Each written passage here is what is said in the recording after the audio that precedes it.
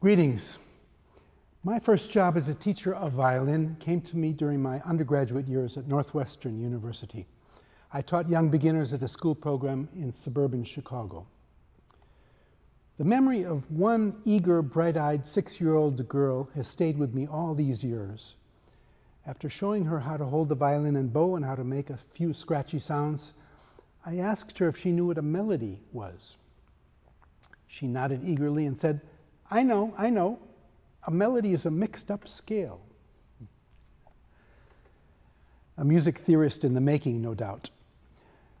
Her definition took me aback and put me in a rather philosophic frame of mind. Which came first, the melody or the scale?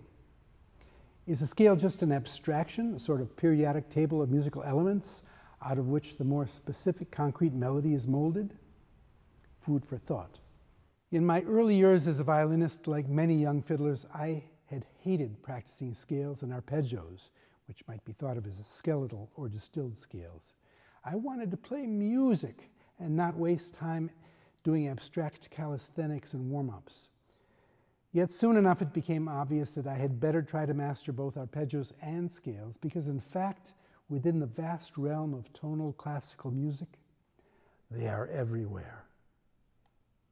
Consider these.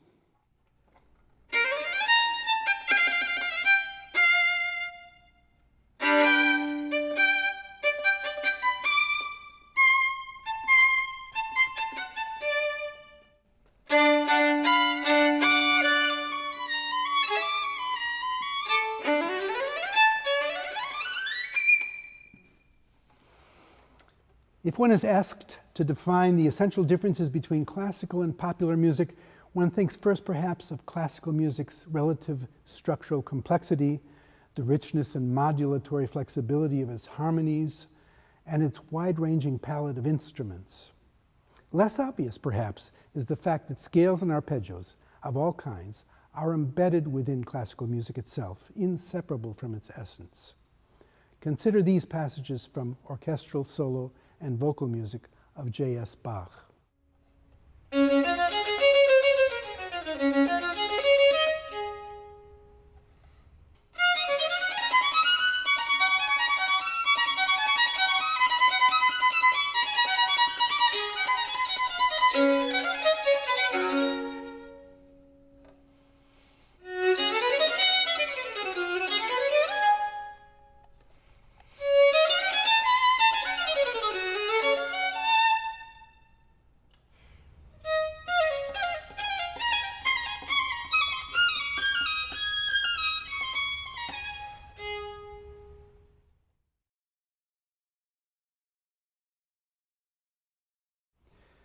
The scales embedded within our solo, chamber, and orchestral repertoire come in many forms. Pentatonic, or 5 notes per octave. Whole tone, or 6 notes per octave. Heptatonic, which we more commonly call diatonic. Or octatonic, 8 notes per octave, alternating half steps and whole steps. And chromatic, all 12 semitones that complete the octave. And mixtures of all of these.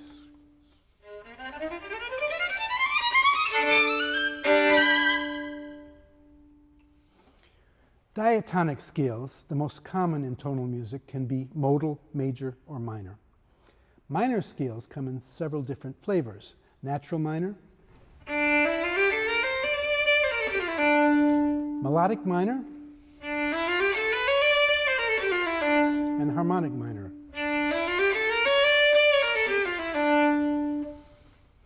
I am only concerned here with the most common scales, major and minor diatonic scales, and the most useful fingerings for playing these scales at high velocity. These ideas will apply to modal scales and even octatonic scales, and to arpeggios, but that is not my focus here.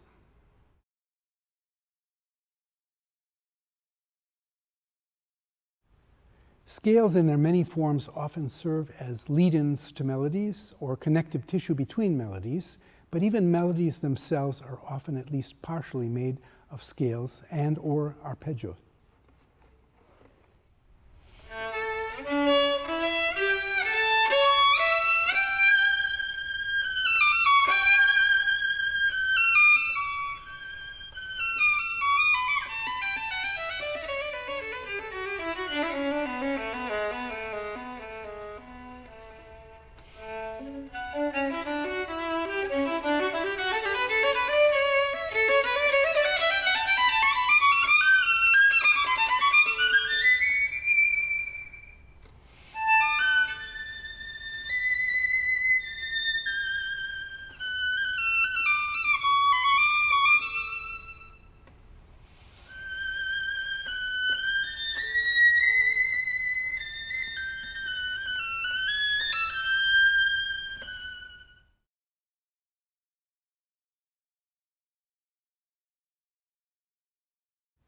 In tonal music, arpeggios are the stuff of harmony when heard vertically, that is, when their elements are heard simultaneously or nearly simultaneously, as in a rolled chord,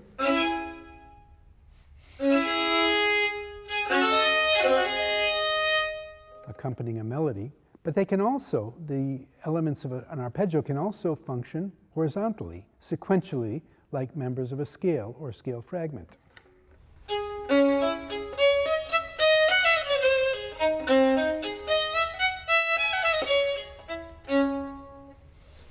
And so both scales and arpeggios are an integral part of classical music. Music of Monteverdi through Stravinsky, Ives, and Bartók is shot through with both scales and arpeggios. Why then is their abstracted practicing so arduous and forbidding for many of us string players? We dutifully open our scale books and our eyes glaze over.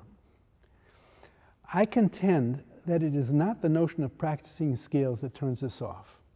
Rather, it is the lamentable fact that most standard scale fingerings for violinists and violists are unnecessarily illogical. The essential fingering strategies advocated in the most popular scale methods are seldom based on the characteristics of the structure of a particular scale, or the idiosyncrasies of the human hand, or the need for fingering consistency in multi-octave scales. I hope to show here that the confusing irregularities inherent in many time-honored scale fingerings are largely unnecessary when replaced with a few well-chosen fingering patterns. The advantages of more organic fingerings will be particularly evident in high-speed scales. We don't question these pedagogical failings, alas, of many traditional fingerings, because they are taught in various well-established books and schools of playing, and thus seem like received wisdom, supposedly tested, developed, and proven over many centuries. This is true also of fingerings in many performance editions of standard works, but not all. A comparison of several editions of the same concerto, for instance, will reveal interesting differences that point to a creative approach to fingering problems. Interestingly, the classic scale method of Carl Flesch, Bible or Bain, take your pick, has been edited by one of his students to include alternatives that are indeed more practical and logical. But they are simply added to the plethora of fingerings instead of suggested as substitutes. The Galamian-Neumann method comes a bit closer to practicality, but also offers too many alternatives for a basic approach to high-speed scale playing. A more practical, satisfying approach to practicing scales might well be inspired by a little critical thought, some exposure to scale fingerings on other instruments, especially keyboard instruments, careful consideration of what the human hand is capable of, a few unconventional solutions from performance editions by accomplished players, and a dash of daring to depart from the hallowed tried and true, an adventurous spirit looking for new combinations.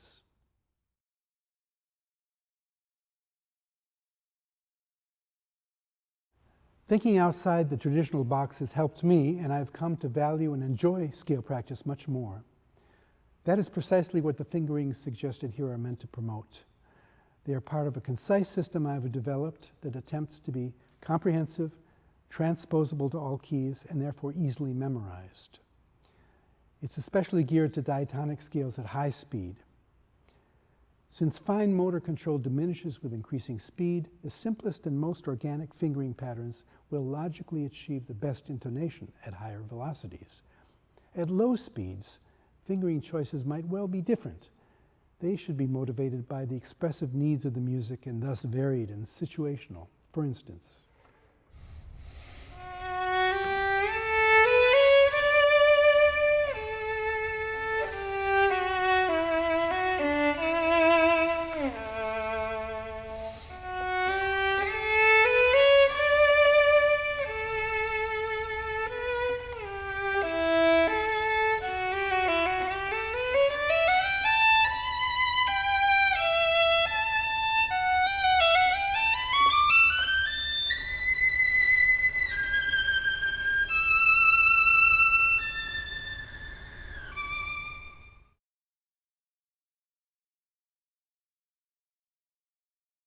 having studied piano as well as violin as a youngster, I was struck by the relative rationality in scale fingerings on keyboard instruments.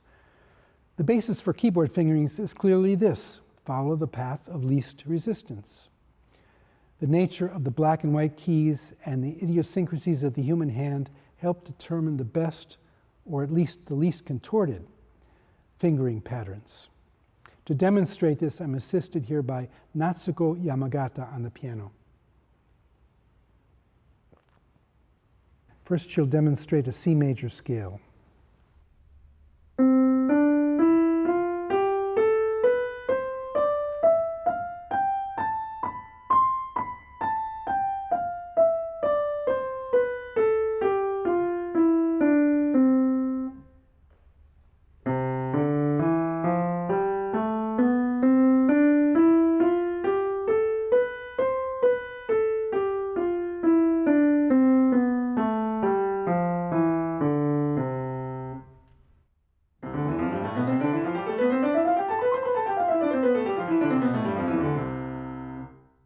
These patterns may change for different keys given the fixed configuration of black and white.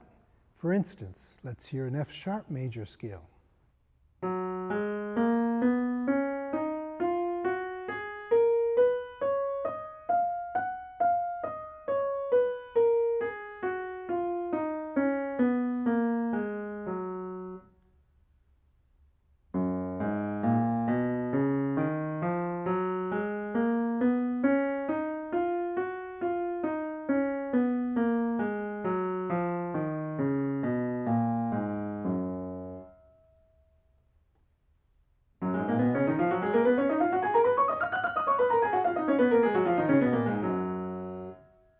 What's important here is the fact that for multi-octave scales in any given key, the fingering patterns are logically repeated in subsequent octaves. Furthermore, reversing direction requires a simple reversal of fingering sequence. The descending scale fingering is thus the mirror image of its ascending counterpart.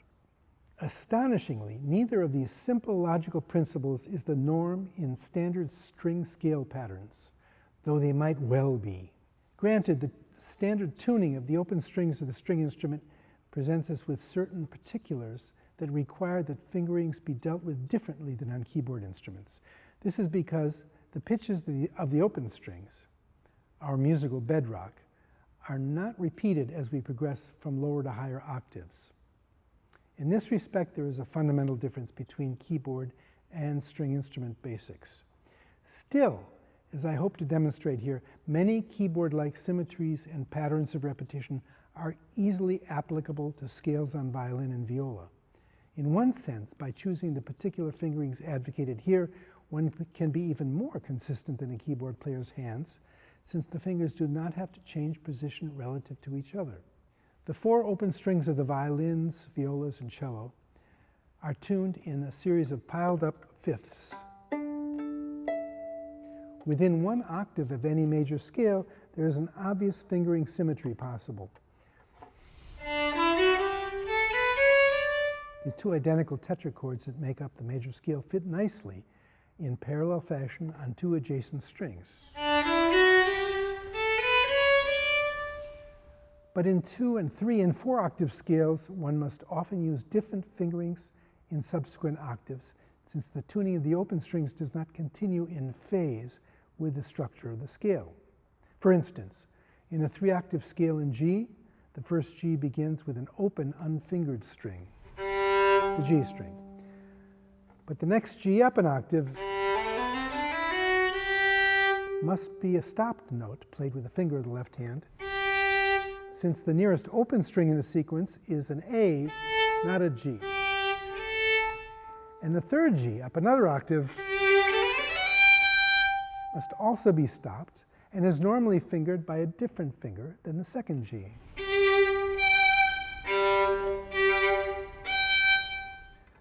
Furthermore, this adjustment in each octave requires that the intervals between adjacent fingers be altered in successive octaves.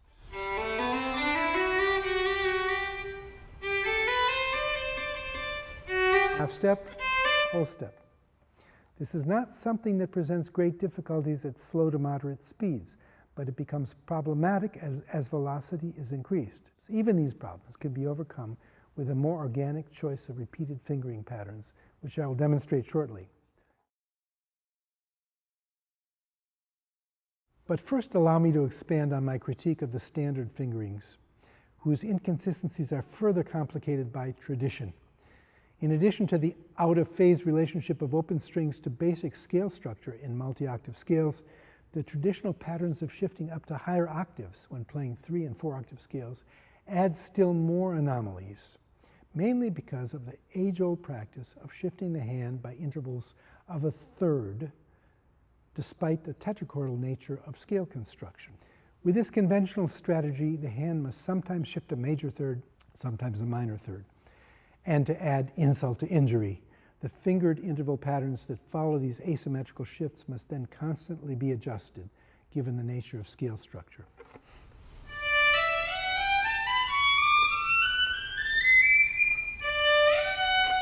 Major third, minor third, whole step, half step, whole step. To play a scale accurately at high speed under these constraints makes consistently good intonation elusive, if not virtually impossible, at least for mortals like me with an average metabolism. One can drill and come close to consistent intonation, but the thought process, let alone the physical realization, is obviously complicated, cumbersome, and undependable. The law of averages works against accuracy with this fingering philosophy. This overly complicated scheme is unnecessary for diatonic scales, given their tetrachordal nature and the opportune parallel of our four-fingered hand. I should explain to non-string players who've made it this far, the thumb, of course, is not a note-playing finger for violinists and violists, as it is for the keyboard player, since its opposable talents are used holding the instrument and providing a physical foil for the other four fingers. To summarize, then, standard violin fingerings are out of phase on several levels with the very nature of scale structure precluding consistency of fingering patterns, resulting in gratuitous difficulties. Quite understandably, these hindrances, consciously or unconsciously, discourage thorough scale study, let alone accuracy at high speed.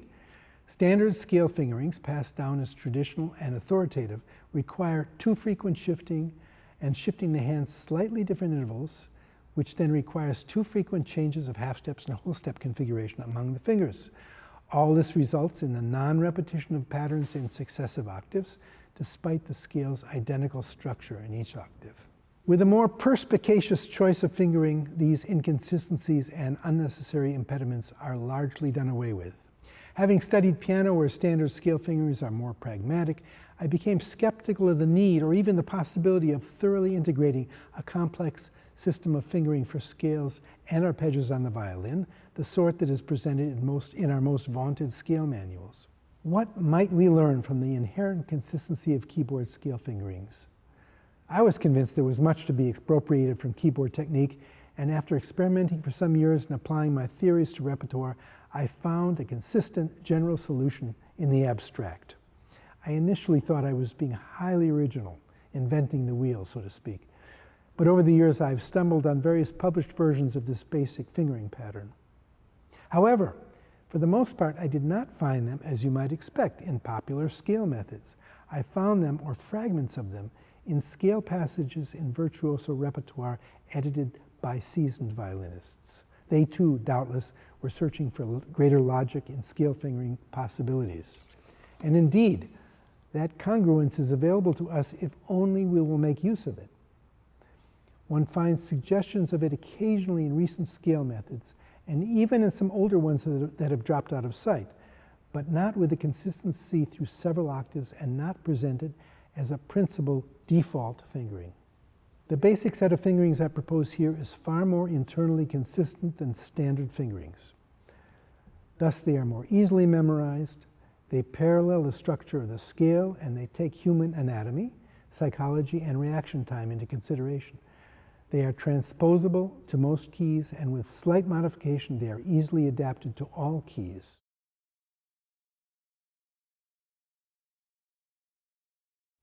I'll demonstrate the basic fingering with D major, but the idea is ultimately that once a prototype has been well learned, it should be transposed to other keys. D major is a good scale to learn as a model for several reasons. It begins in the third position, which gives the arm a less extended, more relaxed position than, say, first position. And it avoids the no man's land of second position, though, of course, second position should ultimately be mastered. It's a lifesaver in many situations.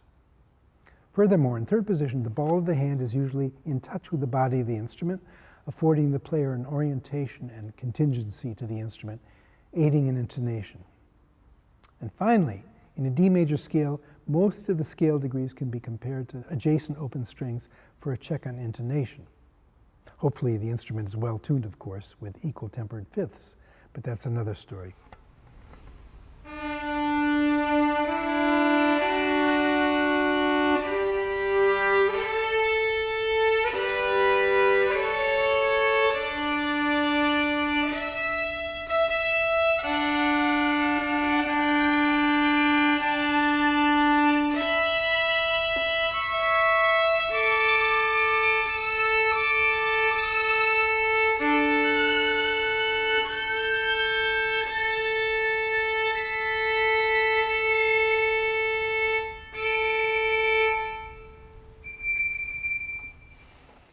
Once the D major scale is learned and refined and sped up, its fingering scheme can easily be transposed to other keys.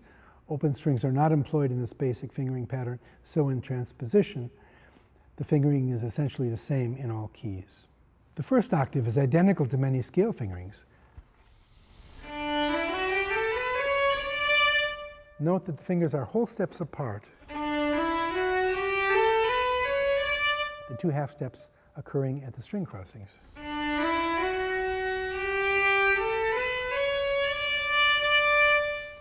Wouldn't it be nice if we could continue this pattern? Well, we can. In the second octave, I shift at the half step between F sharp and G and continue as before.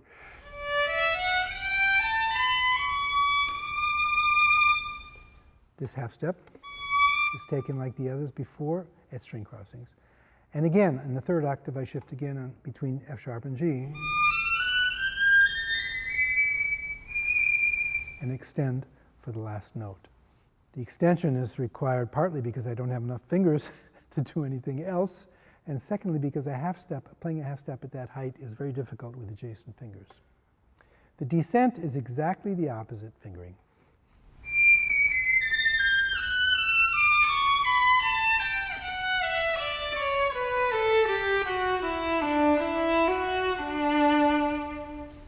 This scale pattern is particularly advantageous in fast scale passages, not only because the configuration of intervals among the fingers doesn't change, but also because the shifts are of the same size, both shifts of a fourth.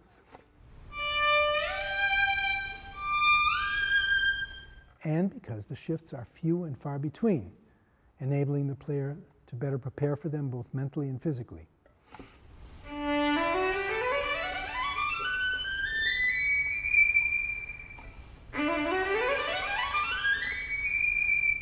In a three-octave scale, there are only two shifts rather than three or four. A more standard fingering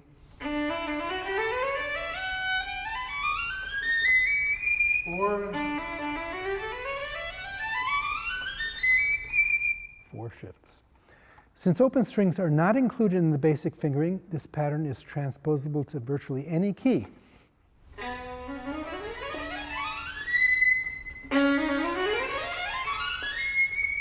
And so on.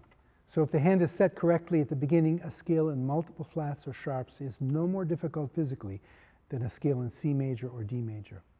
Intonation in all keys is thus likely to be improved. In my basic fingering, the hand most often shifts a fourth rather than a third. The shifts in major scale and ascending melodic minor occur at identical junctures in the second and third octave, or the fourth octave of the scale. In this sense, the pattern imitates standard multi-octave arpeggio fingerings.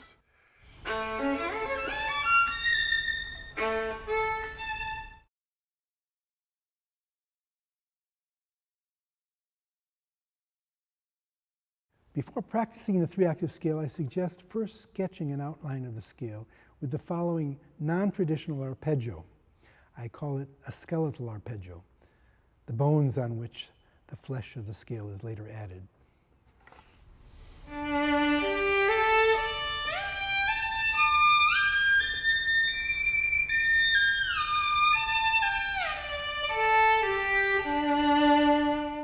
This arpeggio, highlighting the first, fourth, and fifth scale degrees, outlines the 2 shifts needed for the whole scale and promotes the correct hand shape. Notice I avoid the half-step dip at the beginning of the scale.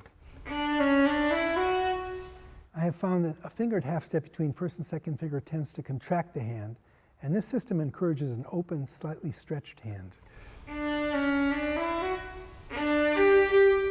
Ideally, then, in both the skeletal arpeggio and the D major scale itself, the first finger is already poised on the D string, ready to play the first G. But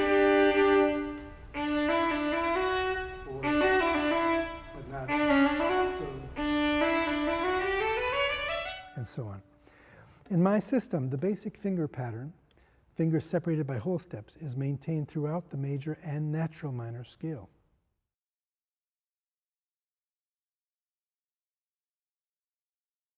Scales beginning on the open G string or scales in A or A flat, requiring a first finger start, can be adapted in the second octave to conform to this basic fingering.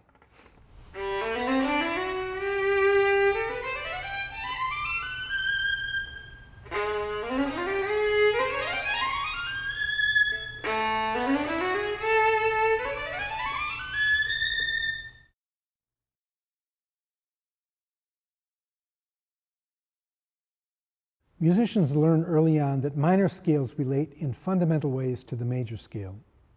The natural minor scale, in fact, partakes of the very same notes as its relative major scale. It simply begins and ends on a different key note. In my proposed scale system, most of the pitches of the natural minor scale are fingered identically to the relative major scale.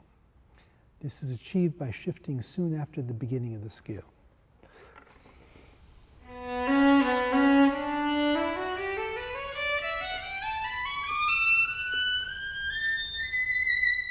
With this fingering, there are 3 well-separated shifts in the 3-octave natural minor scale, and there's a nice symmetry between the first and third shift. Both are shifts of a minor third. And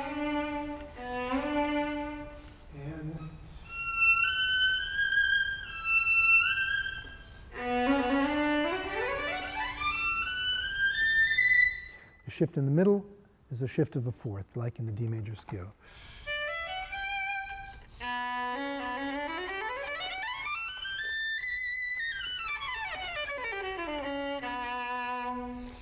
The melodic minor scale actually consists of 2 differing scales, one ascending, the other descending. The descending half is a natural minor scale, and so it is fingered exactly the same way in my system as the purely natural minor scale.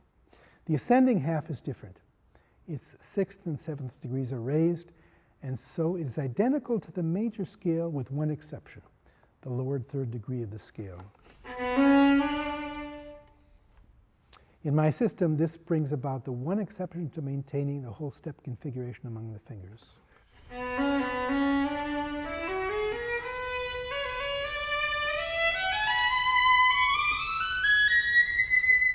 Furthermore, at the very top of the melodic minor scale, instead of simply extending the 4th finger to achieve the highest note, In my system, the whole hand shifts so that the fingers automatically are in place for the descent.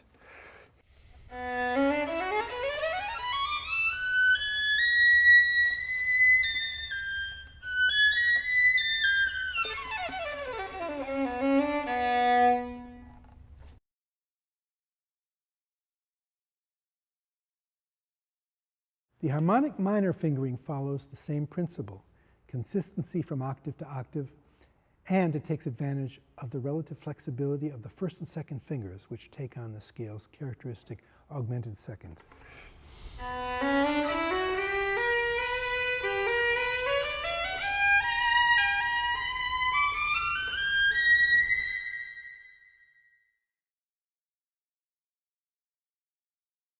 In all three forms of the minor scale, just as in my major scale fingering, the shifts are spaced relatively far apart. One might compare this to standard fingerings, which save most of the shifts for the topmost string, disproportionately in the top octave. This bunching up is ostensibly for brilliance, given the brighter quality of the E string. But I suspect the real reason for this habit was the incremental development of scale fingering over centuries, as the fingerboard got longer and longer, prompting higher and higher writing. As scales became extended longer and higher, there was no global logic to the fingering. Rather, the fingerings seemed like jerry-built additions, accretions to the liturgy of previously advocated scale fingerings.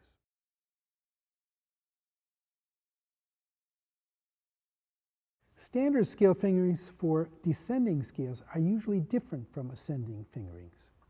This seems a silly inconsistency that has probably resulted from the difficulty in smooth downshifting, since the violin can be dislodged more easily on the downshift, thus the need to secure the instrument under the jaw. Leaving aside the whole resultant syndrome of clamping the violin between chin and shoulder, often causing muscle and skin problems, one can readily intuit that fewer and thus longer downward shifts were logical, given the mechanical difficulty of the downshift. In standard fingerings, the typical intervallic distance of the downshift is that of a fourth. Given the structure of the scale, this means that the fingering patterns of the descending half of the scale are usually more consistent than those of the ascending half. But even these standard scale fingerings, descending fingerings, can be improved by planning the shifts farther apart. Normally one hears this.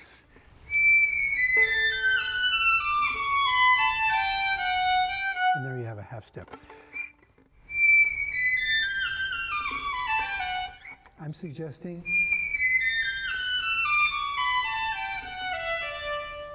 spreading the shifts farther apart.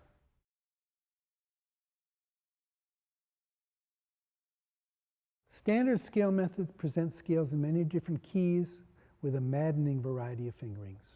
To memorize many different fingerings for different keys, not to mention the difference between ascending and descending fingering patterns, makes thorough scale study with traditional fingerings a daunting task. A young person with eidetic memory, or those who enjoy memorizing sports statistics or, say, the periodic table of chemical elements, might well warm to these complexities. For the rest of us, however, there is a craving for an overarching integrated logic in scale fingering that engages ear-to-muscle memory rather than the memorization of numbers.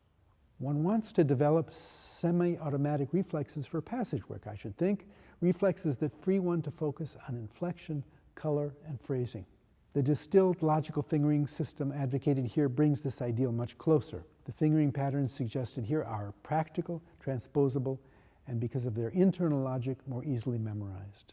These scale fingerings point the way to more consistent arpeggio fingerings as well, for arpeggios with both 3 notes per octave, triads, and 4 notes per octave, tetradic 7th chords. Though this video is concerned mostly with scales, the whole system, including 12 basic arpeggio fingering prototypes, is presented in my booklet, An Integrated and Transposable Scale System, which is available from me at the following address. Though this system advocates fingerings that apply to many musical situations, they're certainly not the only scale fingerings that the ambitious violinist should learn and use. Unique musical situations call for flexibility and imagination in fingering decisions. Still, These patterns represent a good basis on which to fashion scale fingerings for much of the passage work we must deal with, and for the forging of a more dependable technique, instilling confidence and ultimately freeing the mind of unnecessary clutter, the better to focus on musical expressive concerns. I suspect that a good deal of practice time will be saved as well.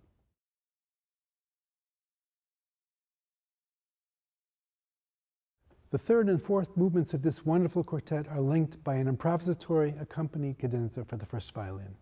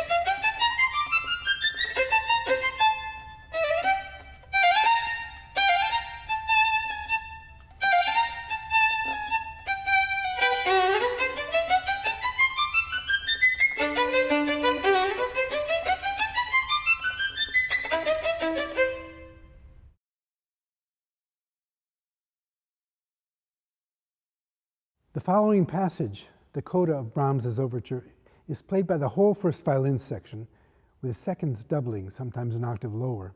The brass, woodwinds, and expanded percussion section are playing at full fortissimo tilt that wonderful university song, Gaudeamus Igitur, that is still used as a graduation song in some countries.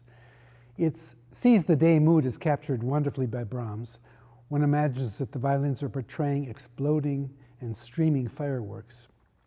If you'll forgive the statistical overkill, there are 331 changes of pitch in this passage, among which there are 82 half-step progressions. With my aversion to fingering half-steps with adjacent fingers, I've managed to find fingerings that limit such occurrences to 16.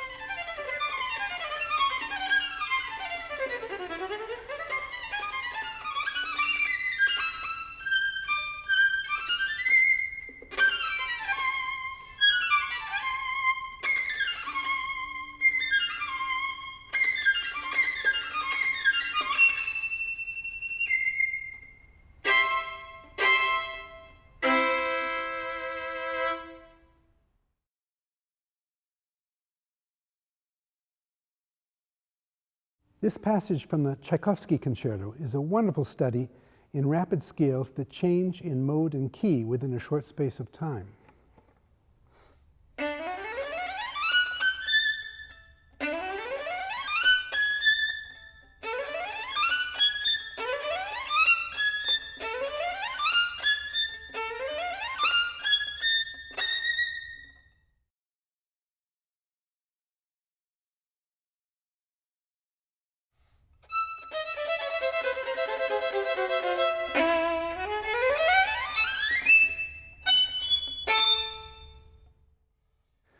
That passage of rapid scale work in this popular work is often faked because of its speed.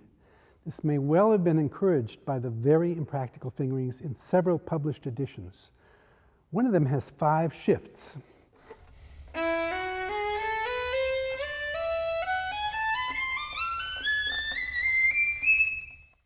I won't attempt to play that at tempo because I know I cannot do it accurately. Among recordings of first-rate violinists, one hears this scale well played, probably with a fingering resembling this.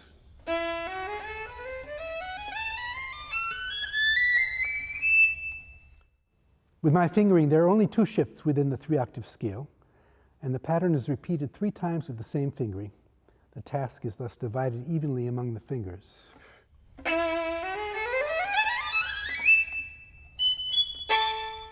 Again.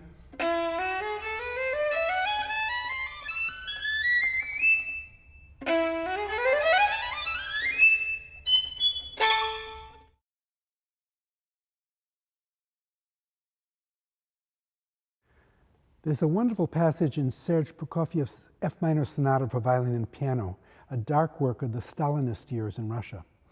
The piano might be said here to evoke melancholy, tolling Russian church bells.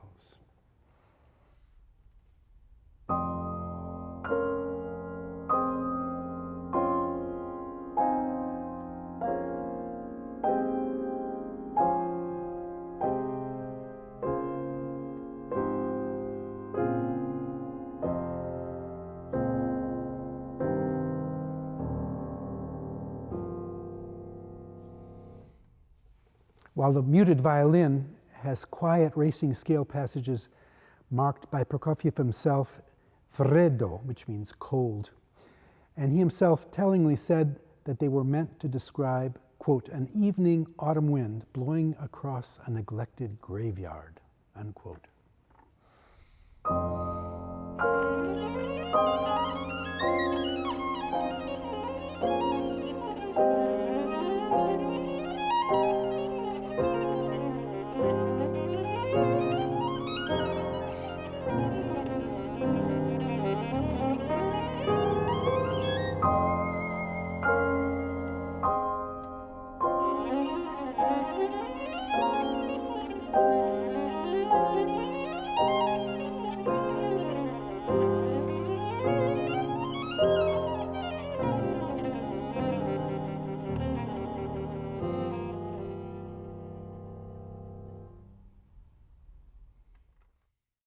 More unwanted statistics. In this short passage of scales in F natural minor, the violin has 353 notes, among which there are 112 half-step progressions. With my choice of fingerings, I'm able to reduce the number of actual fingered half-steps to 21. The other 93 come at shifts or string crossings.